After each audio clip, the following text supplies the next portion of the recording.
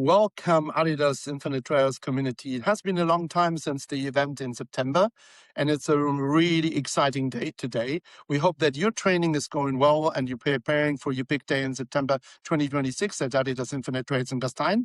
To prepare and to race successfully, you need the best nutrition on earth.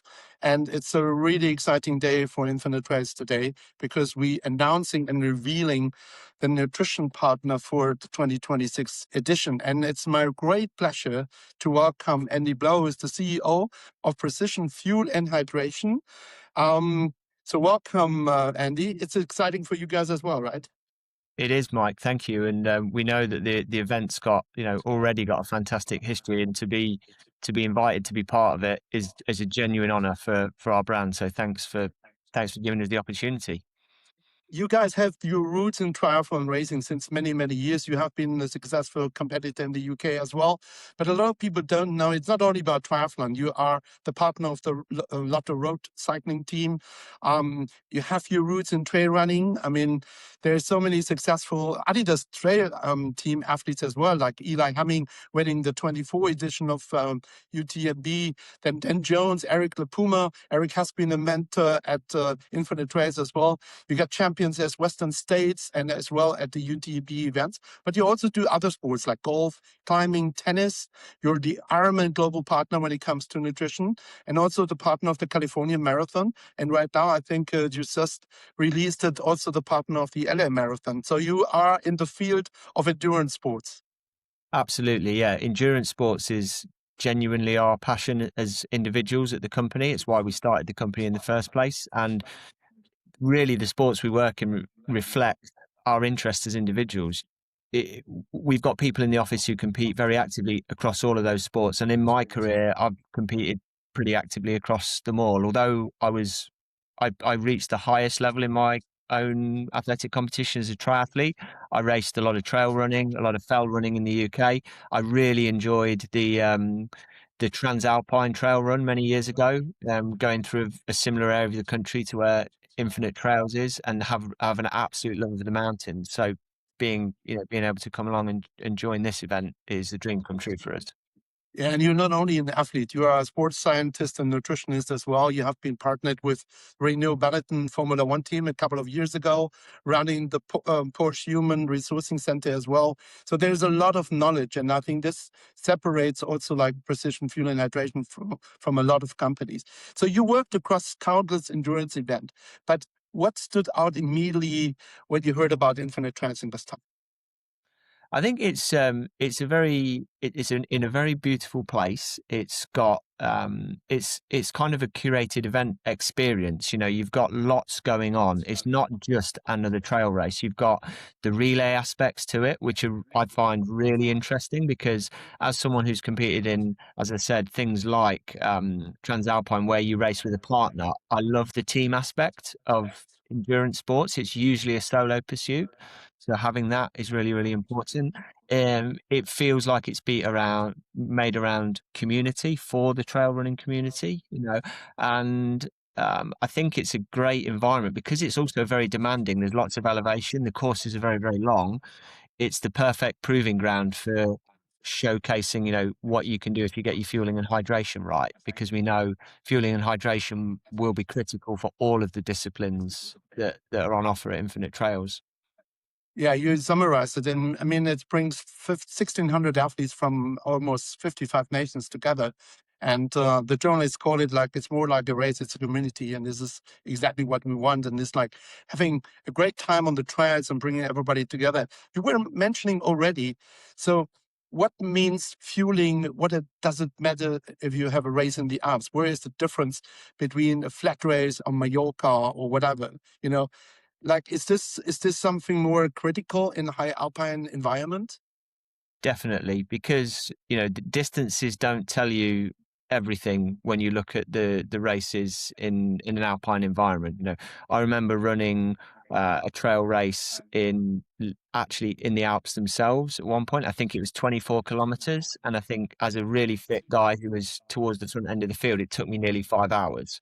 And you would not expect, I'd run 24 kilometers on the road in well under 2 hours. So it doesn't tell you anything really about like the energy demands and the fueling and hydration demands. Of course, we know in the mountains you can expect every single different sort of weather condition. So you've got to be prepared for and hot conditions where you're going to be sweating a lot, freezing conditions where you're barely going to sweat at all. That's going to put pressure on your hydration strategy one way or the other.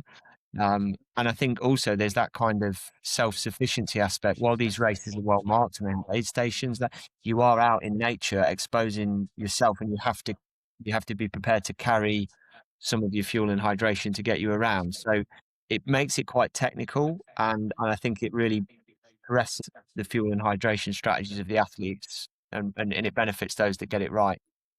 Yeah, and I think it's like, when you guys do a marathon race, it's like 42 Ks, it's just like one distance. And with Infinite Trails, we have 15K, 30K, 45K, 60, and the team. That is quite challenging as well from a nutrition perspective, right? Definitely. Yeah, you've got, I mean, 15K, if we start with that one, that's kind of most of your eating and drinking is going to be done prior to the event, really. But over that distance in an alpine environment, you're going to benefit from eating and drinking some stuff when you're on the trail, right up to the kind of 100K or the 45K section of it where you're part of the team. You're going to be out there for multiple hours, and it requires a really dedicated fuel and hydration plan. Alpine environment also, it becomes tactical because you can't eat and drink often on the steepest part of the ups and downs. On the way up, you're breathing too hard. On the way down, it's too technical. You're having to focus really, really hard. So you have to also understand the elevation profile, the technicality of the trail, so that you make sure that you are fueling and hydrating appropriately. In a marathon, you can set your watch to beep every 15 minutes, and you know Yeah. that you can just take a gel or whatever you need to do. The trail environment is not conducive to that, so you need a little bit more of a dynamic plan. Yeah, and I think this is exactly what you said. This makes our partnership completely different than a sponsorship. You're not putting products on the table. As we have a community, we're working with the community all year long. We want to educate them, right? Educate them on the products, but also on nutrition strategy. You were mentioning the 15K, for example. We have some plans with you guys that there will be no gels and no bars because it's not necessary, because you have the right products. So it's not only about having the same products at every single course. It's more like, okay, having the exact right products for the different course distances. And also it's like, I was really happy when we discussed it that we also get into the caffeine thing, just like, because a lot of people don't know what's happening with caffeine. And if you started with caffeine, for example, then you have to continue. So that's an education process. And I think this is something where are you mastering, in my opinion, is like you have a lot of experienced nutritionists. You're doing web-in course that people can call. Tell us a little bit about some of the actions which our competitors can call in and getting a nutrition plan, for example. Definitely. I think what you're highlighting there, Mike, is the critical difference between Precision Fuel and Hydration and most other sports nutrition brands out there, is that we started off, my background was in consultancy with athletes. I was an athlete myself, and then I worked with athletes to help them improve their performance. I've always felt that there is something of a gap with nutrition companies and the advice that they give along with their products. They see themselves, and often they model themselves as product companies. We've always thought that we're a consultancy for the athlete to help athletes learn how to fuel and hydrate properly, because there's no magic in sports nutrition products. It's carbohydrates, it's fluids, it's electrolytes. The magic is in the amounts that you take and the timing with which you take them. So in order to help people do that, we've got two main mechanisms. We've got a free online fuel and hydration planner, which people access through our website. You can put in the distance of the races that you're doing, the time it's going to take you, the pace you're going to run at. You can estimate the weather conditions, and it can give you a plan based on that to give you some ballpark numbers for how much carb, fluid, and sodium you're going to need. Further to that, we've got a free video call service, which is also accessible in the footer of our website. You can literally go on there, you can book a free video call, you can put some notes in there so that our sports science team understand what questions you'd like to ask them. And then we have trail running specialists in that team. You can ask them all the questions you like. They're not there to sell to you. You know, it is a service to athletes. And I would encourage anyone who's a little bit unsure about what they're doing with their nutrition, or who wants to improve it, would be to start with the fuel and hydration planner, see what the numbers are, give it a test, and then have a follow-up call with our squad, and we can get you in great shape for the race in September. And then one of our key elements in the integration is it's the integration of Julie Brüning, who is a Gastein local and one of your specialists and nutritionists. So how important is this? Because Julie knows every single meter, every stone, every vertical meter. How important is it for you guys also to have a local creating like special nutrition plans for each of the courses? I think it's ideal because context is everything with these things. As we were talking about, Julie knows the route, she knows the likely weather, she knows where, she knows everything about it, which all just helps to make the nutrition plan that little bit more tailored. It's not, you can learn some fantastic things about the course online these days. I know that on the website you've got a really interactive AI map that people can look at to learn about it, but nothing beats having the person on the ground who runs those trails regularly. So I would say it's all about the context that brings on top of the basic knowledge we've got. And yeah, having Julie represent the team as part of this is a perfect setup. Yeah, most of the competitors know Julie since many years right now, and this is also something which we want to announce today as well, guys. We're doing this year for the very first time Adidas Infinite Trails Experience Days, and we're going to kick this off at Berlin in April. Then we're going to move to Frankfurt and Heidelberg, and then also we're doing an Experience Days in Innsbruck with the Munich community together, and then lock it in, the Infinite Trails community weekend from the 25th of June until the 28th of June. So precision fuel and hydration will be there. So we're going to have product testing and we want to get you guys used to it. So what is the biggest difference? Because I think if you compare it to a lot of other brands, then you have your blueberry banana, your mango, whatever, your raspberry, strawberry. You guys are very clean when it comes to product. Yeah, absolutely. Because as I said before, I think our philosophy on sports nutrition, if that's not too grand a way to describe it, is carbohydrates, fluid, and sodium in the right amounts at the right time when you're exercising to get the best out of your performance. And whether the flavor thing is a distraction, whenever I competed in long events as an athlete, I appreciated very mild or moderate flavors, things that don't get that don't upset your stomach, that don't make you feel sick. We've developed to give you an example. One of the products we have, the carbohydrate and electrolyte drink mix. The guys in the Tour de France with Lotto will drink 6, 8, 10 bottles of that every day for 3 weeks in the Tour de France, and it's one flavor, but it's a very mild flavor and it's extremely tolerable for that. The gels that we make, the story there was that when we were making them, we made the base gel. We started off actually making it in our kitchen ourselves, and we tried lots of different flavorings, and we had a base gel with no flavor as a reference, and we just kept coming back to the fact that tasted better than anything. So why add a flavor when one is not necessary? Yeah, For and us, normally it's artificial flavors, right? So it's nothing natural. That's the point. yeah, Yeah, I think simple. it's for Infinite Trails. It's an amazing partnership. We're really looking forward to it. You guys are also really cool dudes. I must say, when we saw the 70.3 World Championship last year at Marbella, you brought in the color, and I think this is exactly what the community needs as well. You were mentioning at the educational part, and I think this is something. So we don't want to start the carbohydrate competition. Who fuels the most in an hour? Like this competition, 60, 90, 120 grams of carbo.